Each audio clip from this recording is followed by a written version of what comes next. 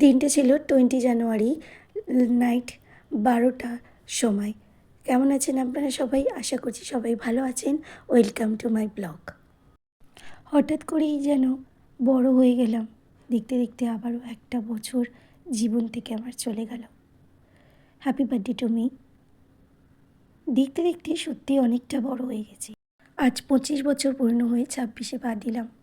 পিছনে ফিরে তাকালে আজও যেন দেখতে পাই সেই ছোট্ট আমিটাকে, যাকে তার মা দুপুরে ঘুমানোর জন্য ভয় দেখাচ্ছে, বস্তা নিয়ে ধরে নিয়ে যাবার ভয় দেখাচ্ছে, বলছে ধরে নিয়ে গিয়ে কারেন্টের পোলে সিমেন্টে বেঁধে দিয়ে গেঁথে দেবে।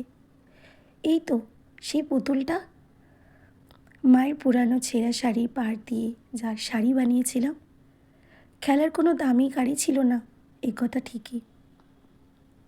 তারপর যখন দেখতাম ছেলেরাও ওই সেই সাইকেলের টায়ার নিয়ে ছুটে ছুটে লাঠি দিয়ে একটা গাড়িও করে খেলছিল, তাদের পিছন পিছন আমরাও দৌড়াতাম। জানতাম সেটা হয়তো ছেলেদেরই খেলা। যখন দেশের বাড়িতে যেতাম তখন পুকুরে স্নান করতে নামতাম। সবার সাথে সাঁতার শিখতে চাইতাম। আমি তো সাঁতার কাটতে জানতাম না, ভয় পেতাম পুকুরে নামতে, তবু নামতাম। ছেলেবেলাটা কতটাই আনন্দময় ছিল, তাই না? এই প্রতিযোগিতায় নেমে স্কুল যেতে দেরি করায় পায়ে রোজই পিঠে অসময়ের তালের বড়াটা ঠিকই নেমে আসতো। না না, এখনকার বাচ্চাদের মতো না। এত স্কুলে পড়ার চাপও আমাদের ছিল না। স্কুল থেকে ফিরেই কোনো রকমে পিঠের বোঝা নামিয়ে চড়তাম খেলতে। সকালবেলা উঠে বাড়ির সমস্ত কাজ টাজ করে যা এভরিথিং কাজ থাকে রোজের, সেই কাজগুলো সেরে নিয়ে ওকে স্কুলে নিয়ে গেছিলাম। দেন এবার স্কুল থেকে চলে এসেছি, তারপর ভিডিওটা কন্টিনিউ করছি।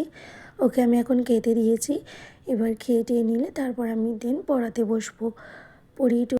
কাউকে আঘাত করার জন্য লাঠি কাটারি বাঁশ কিছুর প্রয়োজন পড়ে না, সামান্য দুটো মুখের কথাই যথেষ্ট। আমরা কখন কি কাকে বলে ফেলছি কথার মাধ্যমে, তাকে যে কতটা ক্ষতবিক্ষত করছে, কতটা কষ্ট দিচ্ছে, আমরা সেটা বুঝতেও পারি না।